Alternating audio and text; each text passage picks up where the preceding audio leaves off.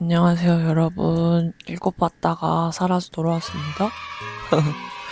저희가 일곱 봤다를 1월 달에 시작을 했더라고요. 근데 지금 벌써 6월 첫 번째 주거든요. 그러니까 정말 오래됐는데 영상이 몇 개 없는 점 다시 한번 사과 말씀을 드립니다.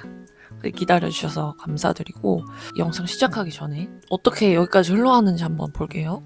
처음에 우리가 성경 번역의 역사에서 시작을 합니다. 이 성경 번역의 역사를 읽다가 제가 여기서 사마리아 오경을 발견을 해요. 그래서 사마리아 오경이 뭐야? 이러고 사마리아의 수호자들이란 책으로 사마리아인들 역사를 좀 공부를 합니다. 그리고 다시 이제 성경 번역의 역사로 돌아와서 책을 읽는데 중세가 당연히 나오겠죠? 근데 중세를 읽는데 나 중세 너무 모른다 해서 이 책을 찾습니다. 그런데 웬걸? 이걸 잘 읽으려면 중세에 대한 역사가 좀 더 있어야 되는 거예요. 그리고 중세로 넘어가기 위해서 그 초대교회사를 어느 정도 알아야 넘어갈 수 있겠다. 그런 생각이 들어서 교부와 만나다 라는 책을 중간에 읽습니다. 그리고 나서 다시 중세 형성 읽어야지 했는데 웬걸 읽을 수가 없어서 중세교회사로 지금 읽고 있죠. 같은 작가의 책이고요. 출판사만 달라요. 제가 이 영상을 수술 후에 여러분 제가 시도를 하지 않은 게 아니에요. 제가 정리도 열심히 하고 정말 촬영도 여러 번 했답니다. 그런데 이게 너무 내용이 방대해지고 어떻게 정리를 해야 좀 이렇게 쏙쏙 들어가게 여러분들한테 소개해드리고 여러분들도 이 책을 같이 읽으실 수 있을까 그런 생각을 했는데 이 한 권을 하나의 영상에 담을 수는 없을 것 같아요. 그래서 챕터별로 하게 될 것 같아요. 왜 그러냐면 뭔가 이 중세교회사의 초기부터 이렇게 중기, 말기 그리고 이제 종교개혁사는 어떻게 넘어가는지 이걸 좀 연대기적으로 차차차차차 이렇게 풀어주는 책인 줄 알았는데 그게 아니라 작가가 어떤 토픽을 정하고 이 토픽 아래에서 이 역사가 좀 흘러갑니다. 그래서 이제 뭐 한 챕터에 물론 전체 역사가 나눠서 정리되어 있긴 하지만 한 가지 영상에 이 모든 주제를 담아서 설명해 드리기는 좀 벅차다. 챕터를 나눠서 제가 여러분들한테 좀 설명을 드려야 될 것 같고 마찬가지로 이 책도 중세의 기본적인 역사적인 그 배경이 없으면 읽기가 어려울 수 있습니다. 역사적으로 명명된 이름이 있잖아요. 사건에 대한. 근데 이제 그걸 말해주지 않고 뭐 언제 몇 년에 있었던 교황이 어쩌고 저쩌고 한 이 사건은 이렇게 말해주기 때문에 이 사건 하나에 대한 공부를 계속 해가면서 책을 읽어야 일반적으로 이 사건을 이렇게 평가하지만 작가는 이렇게 얘기하고 있구나 이걸 알게 되거든요. 그래서 좀 오래 걸릴 수 있는 책이다. 하지만 재밌게 읽을 수 있고 제 주변에 이제 교회사 좋아하는 후배가 추천해준 책이에요. 고마워. 그래서 오늘 내용도 역시나 마찬가지로 길어질 수가 있어요. 사실 제일 최근에 밤에 남아서 영상을 찍었는데 그 영상 잠깐 보고 오시죠. 대관식이 진행될 목말라요.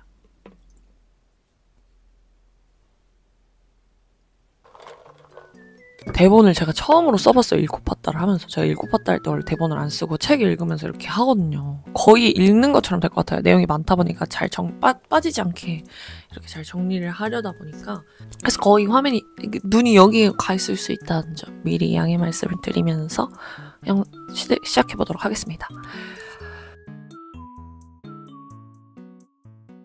로마가 476년에 무너지면서 로마 제국이 갖고 있던 이 황제의 중앙 권력이 사라지고 유럽이 혼돈의 시기에 접어듭니다. 딱 잡아주던 통제 체제가 없어지니까 당연히 혼란에 빠지겠죠. 그리고 게르만족이 이때 막 침입해 왔잖아요. 그때 그 공백을 메운 게 바로 교회였습니다. 서로마가 그 무너진 그 자리에 이제 게르만족들이 여러 가지 국가들을 이제 세웁니다. 근데 이 사람들이 로마의 문화나 이런 것들을 없애버리는 게 아니고 교회를 통해서 그 문화를 흡수합니다. 그래서 덕분에 교회가 문화와 행정의 중심지로 부상을 하게 되고 오히려 교황이 권위가 더 상승을 하게 된 거죠. 중세 초기를 로마 재건과 가시화의 시대로 정리하는 것처럼 느껴졌거든요. 왜 그랬는지 제가 한번 쭉쭉 설명을 해볼게요. 중앙 통치를 딱 잡고 있었던 그 로마가 무너진 자리를 교회가 대신을 하잖아요. 그 게르만 쪽이 또 교회를 통해서 문화를 흡수하면서. 그래서 이 교회를 중심으로 한 교회 권위가 단순한 종교 권력이 아니라 로마 재건의 중심축이 되면서 이어지게 됩니다. 이 서유럽이 좀 열세에 놓여 있었는데요. 동로마, 이 비잔틴 제국과 7세기에 막 세력을 넓혀서 뭐 스페인, 시칠리아 이렇게 차지하는 이슬람에 비해서 굉장히 열악했다고 합니다. 작가는 심지어 서방 기독교 세계는 사방으로 에워싸인 채 연명이나 하고 있는 성체와 다름없었다.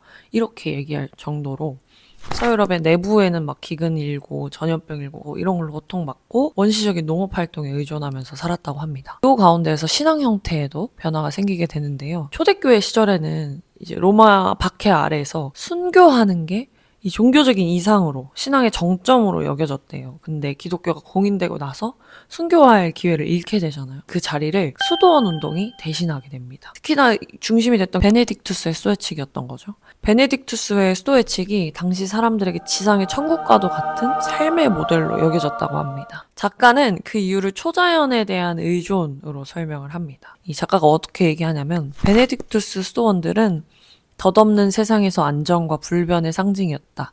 천국으로 들어가는 문이었다. 땅에 있는 천국이었다. 이렇게 얘기를 합니다. 그러니까 현실 세계는 너무 불안정하기 때문에 성유물이나 성경과 교부들의 가르침을 근거로 해서 교회에서 행해지는 이런 재판들 아니면 이 수도원의 규칙을 통해서 보이지 않는 세계랑 연결이 되고 싶었던 거죠. 수도의 칙을 지켜야 구원을 받을 수 있다고 생각을 했대요. 세속 군주들은 폭력을 통해서 계속 전쟁하고 이러면서 그 권력을 좀 유지하고 막상 이렇게 행해진 정책들은 좀 계속 바뀌고 실행도 제대로 안 되고 이러니까 못 믿었던 거예요. 그래서 이 군주들 역시 그리스도인의 대리인이라는 상징을 통해서 이 초자연적인 권위를 좀 빌리려고 했다고 합니다. 그래서 뭐 대관식에서 왕이 주교의 복장을 입고 그 성직자들 임명할 때 바르는 성유를 바르는 등의 의식을 좀 치렀다고 합니다. 그래서 사회의 모든 제도, 예배나 재판, 정치 할 것 없이 일상 속에서 이 영혼의 형상을 구현하려는 시도들이 이 중세 초기에 계속 있었던 거죠. 그래서 로마 제국에 그것을 다시 부활시키면서 눈에 보이지 않는 영혼의 세계, 구원의 세계를 눈에 보이고 내가 느낄 수 있게 만드는 게 이 중세 초기에 집중되었던 일입니다. 시간이 지나서 중기로 접어들면서 서유럽 사회 전체에 복합적인 변화들이 이제 발생을 하는데요. 인구가 증가하면서 대체적으로 그 문제들이 생깁니다. 이 중세 초기에는 사회 구조 속에서 개인이라는 존재보다 어떤 그 사람이 갖고 있는 직책이나 뭐 이런 것들이 눈에 보이게 드러났던 건데 인구가 늘어나고 도시가 좀 발전을 하게 되면서 권리, 의무 이런 문제들이 더 복잡해지기 시작한 거죠. 그래서 다양한 분야에서 전문 지식이 요구되기 시작하면서 사회가 더 조직화되고 제도화된 방향으로 나아가기 시작합니다. 그래서 작가가 딱 이렇게 정리를 해주는데 과거에는 의식이 정부의 주요 수단이었다면 이제는 행정과 전문화가 그 자리를 차지했다고 얘기해줍니다. 이 제도적인 변화가 단순히 정치 문제만은 아니었는데요. 사람들이 더 이상 초기처럼 일상의 전반의 문제를 초자연의 힘에 기대지 않게 됩니다. 이성과 지식의 중요성이 조금씩 커지게 된 시기가 바로 이 중세 중기인데요. 아이러니하게도 이 이성의 시기가 조금씩 도래하고 있음에도 불구하고 교회의 권위가 더 강조되게 되거든요. 성직자 계급이 단순한 종교인이 아니라 초자연에 이르는 더 유일한 통로가 되어버린 거죠. 이런 흐름 속에서 군주의 지위도 제정이 되는데요. 더 이상 왕이 성직자적인 성격을 지닌 존재로 인식되지 않기 시작합니다.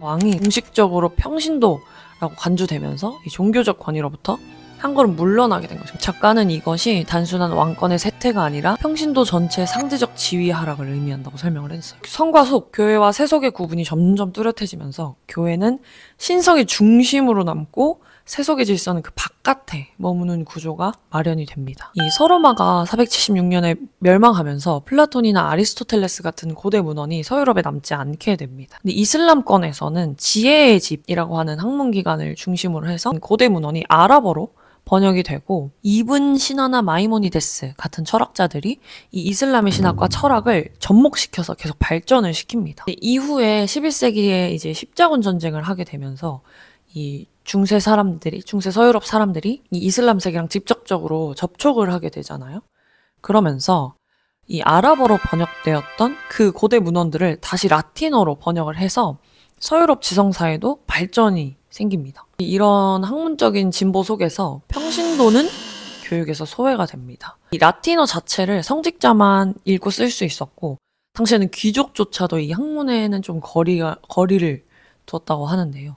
평신도들이 이 지식을 성직자들만 가지고 있는 것에 상처받거나 소외감을 느끼지 않았다고 하고 오히려 당연하게 여겼다고 해요. 작가는 이 이유를 설명하기 위해 길드라는 개념을 가지고 오는데요. 상인이나 장인들이 길드를 만들어서 이렇게 같이 경제적인 위기를 좀 견디고 기술을 전수하고 외부의 공격을 방어하면서 지냈는데 작가는 이 시기의 교회가 단순한 이런 종교기관이 아니라 초국가적인 길드, 구원을 담당하는 길드로 본 거죠. 자기들, 그러니까 평신도들이 성직자들을 고용해서 지루하고 재미없는 과제를 맡긴다고 생각했다고 기록을 합니다. 그래서 이때 평신도들이 초보적인 교육 수준에 머무는 것에 만족하는 그 경향이 자리를 잡았다고 해요. 고대 문헌이 발견되고 학문이 발전하면서 같이 발전한 게 법인데요.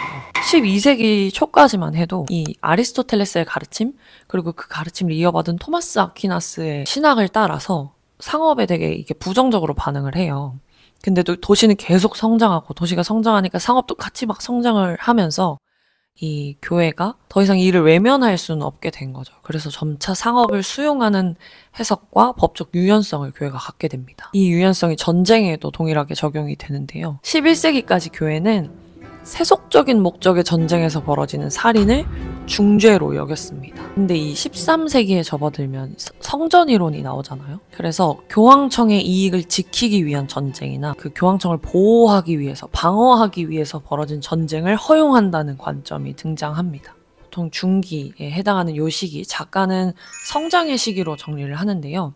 이 시기는 교황제, 교회법, 신학, 종교 조직이 이제 서로 맞물려서 발전을 하는 시기라고 합니다. 서부 유럽 사회 내부적으로는 조직과 인구가 성장하는 시기였고 외부적으로는 이제 세력이 점점 강해지니까 영토를 확장해 나가고 주변 국가들과 교역을 조금 더 활발하게 하게 되는 시기였다고 합니다. 그런데도 이 도시가 조금씩 성장을 하고 있음에도 불구하고 여전히 그 경제의 중심은 농업이었다고 합니다. 그래서 강력하게 힘이 있는 군주들조차도 기본적으로 이 농업 중심의 사고방식에서 벗어나지 않은 채로 교회에 되게 충성적이었는데 일례로는 십자군 전쟁을 일생의 목표로 삼는 군주들도 많았다고 합니다. 14세기에 들어서면서 유럽 사회에 커다란 전환점이 찾아옵니다. 도시 인구가 급격하게 증가를 해요. 이전에 증가하던 추이랑 비교가 안 될 정도로 큰 수가 증가를 하게 되는데 그러면서 더 이상 이 부와 권력의 중심이 농업사회에 있는 게 아니라 도시로 올라오게 됩니다. 그래서 이 도시 인구들은 경제적으로나 정치적으로 점점 더 중요한 위치를 차지하게 됩니다. 근데 막상 도시의 삶은 좀 달랐다고 해요. 큰 빈부격차나 실직할 것 같은 그 불안감 그리고 소외감 같은 것들이 있었다고 하는데요. 작가는 이렇게 얘기합니다. 비교적 안정되고 고립된 농촌 환경은 인가되지 않은 견해를 표현하도록 허락하지 않았다. 농촌에서는 한두 사람이 주위 사람들을 이웃으로 생각하지 않을 때는 입 다물고 지내는 편이 나았다. 하지만 교회에 반발심을 품고 삐딱한 견해를 가진 사람이 두세 명이 아니라 20명, 30명씩 서로 모이면 서로 자신들의 견해를 표현하도록 조장하게 되고 심지어 과묵한 사람들조차 자기들의 생각을 말하고 낯선 사상을 생각하기 시작한다. 로마 멸망하고 나서 교회가 어떤 영적, 정신적, 사회적인 지주를 담당을 했듯이 교회가 뭔가 교회가 불안정해 보이고 불만이 생기면서 이 교회를 대체할 새로운 걸 역시나 원했는데 이때 등장한 것이 바로 도시영성입니다. 어떤 제도나 교회를 통해서가 아니라 개인적으로 하나님을 찾고자 하는 흐름인데요. 대표적인 인물이 에크하르트라는 사람입니다. 이 사람이 성례전이나 성직자 없이 하나님과 직접 연합할 수 있다고 설교를 했대요. 이 말은 결국 교회를 통하지 않아도 구원이 가능하다라는 의미가 되기 때문에 당시 이제 교회에는 엄청난 도전이 되었던 것이죠. 이 에크하르트는 이후에 결국 교회로부터 단죄가 되지만 이후로 이러한 사고들이 중세 사람들 사이에 자리를 잡게 됩니다. 그러면서 점차 이 평신도들도 교회의 권위를 흔들게 되는 건데요. 더 이상 성직자 중심의 교회 조직이 절대적이지 않게 된 거라고 합니다. 이쯤에 또 어떤 일이 있었냐면 1303년에 프랑스 왕 필립 4세가 교황 보니파키우스를 체포하려는 시도를 합니다. 이어서 6년 뒤 1309년에 교황청이 프랑스 아비뇽으로 이전이 됩니다. 프랑스 왕의 영향력 아래 70년을 꼼짝없이 갇혀있게 되는데요. 이 아비뇽 유수라고 불리는 사건으로 인해서 교황이 프랑스 왕의 꼭두각시다 이런 인식이 전 유럽에 퍼지게 되었다고 작가는 이야기합니다. 교회의 독립성이 훼손이 된 거죠. 그리고 시기에 맞물려서 보편성도 점점 훼손이 되기 시작한대요. 교회 내부적인 혼란 때문에. 그러면서 이 수세기 동안 유지되었던 교황 중심의 체제가 균열을 일으키게 된 겁니다. 여기 더해서 1378년부터 서방 교회 내부의 대분열이 일어나면서 동시에 교황이 3명 되고 뭐 이런 경우들이 있어요. 신학적으로 하나의 보편교회를 주장하던 교회가 그 스스로 모순에 빠지게 됩니다. 작가가 기록한 걸 또 읽어드릴게요. 단테는 교황의 세속적 주장들이 실제로는 교황 자기 가문의 야심을 채우기 위한 수단이 되어서 교회의 영적 정부와 이탈리아 복리에 다 같이 해를 끼치는 현실에 격분했다. 그러나 단테와 같은 통찰력이 없었던 세속 군주들조차 평소 행위를 볼 때 교황이 자기들과 하나도 다를 바 없이 자기들과 비슷한 동기를 가지고 행동하고 자기들과 똑같이 현실적인 제약에 구속을 당하고 자기들과 똑같이 이해관계를 놓고 목청을 높이는 것을 볼 수 있었다. 라고 얘기합니다.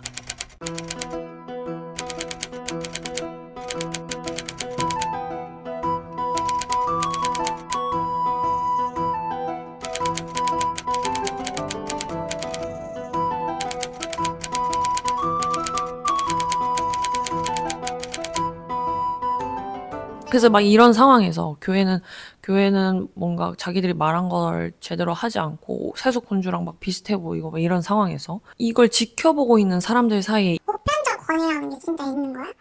있다면 그 주체가 왜 교황이어야 되는 거야? 그 권한이 영적인 것까지 아니면 세속적인 것도 포함이야? 이런 질문들이 이제 생기기 시작한 거죠. 이 시기에 등장한 사상가들이 오컴의 윌리엄, 파두아의 마르실리우스 이런 사람들이래요. 이 사람들이 교황의 그 신학적 정당성 이런 거에 이의를 제기했고 교회가 어느 정도로 예민했냐면 예수님처럼 완전한 청빈을 강조했던 약간의 급진주의자였다고 하는 프란체스코의 신령파까지 탄압의 대상이 되었는데 교회가 청빈까지도 위험 요소로 판단을 한 거죠. 그래서 이 교회는 이것처럼 이 교회의 위기가 외부에서 온 것이라고 판단을 해서 탄압하고 정지하는 것으로 이 위기를 대처해 나가려고 합니다. 근데도 교황제가 무너지지 않는데요. 저는 여기서 약간 엥?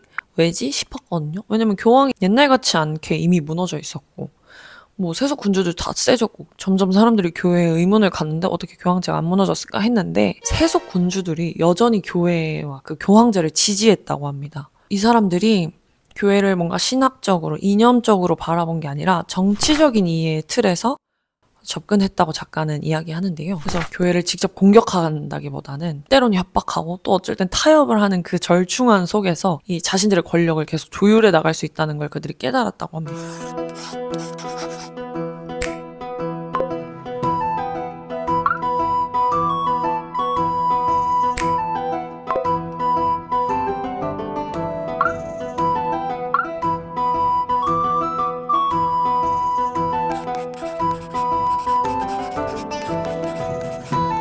교회를 대체할 수 있는 새로운 체계가 누구에게도 준비되지 않았기 때문에 세속의 군주들이 교황제를 계속해서 이어갔다라고 이야기합니다. 작가는 과거의 교황과 성직자 사이에 형성되었던 이해의 일치가 약해진 반면에 이제는 세속적이든 영적이든 계급제도 원칙을 지지하는 모든 사람들 사이에 새로 형성된 이해의 일치가 11세기 개혁자들의 업적을 지키는 임무를 떠맡았다. 이렇게 이야기합니다. 근데 계급제도가 무너지게 되면 결국 교회도 무너지게 되는 상황이 이들 앞에 펼쳐지게 된 것입니다. 길었지만 이렇게 끝냈고요. 다음 챕터는 기독교 세계의 분열이라는 제목을 가지고 있습니다. 그래서 동서교회가 어떻게 분열되게 되었는지 그 역사적인 내용들이 좀 담겨 있으니까요. 다음 편도 재밌게 봐주세요. 안녕!